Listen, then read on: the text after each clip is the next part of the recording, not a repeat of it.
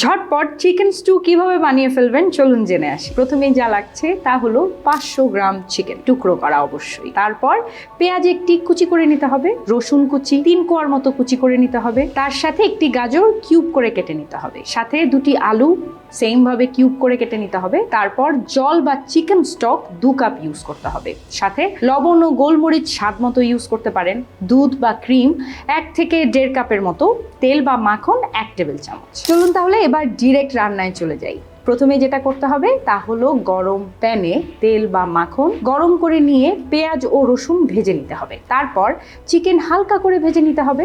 এরপর গাজর ও আলু দিয়ে 2 থেকে 3 মিনিট নেড়ে নিয়ে পানি বা চিকেন স্টক দিয়ে 20 মিনিট নাড়তে নাড়তে রান্না করতে হবে। সাথে স্বাদ অনুযায়ী লবণ অ্যাড করে দিতে পারেন।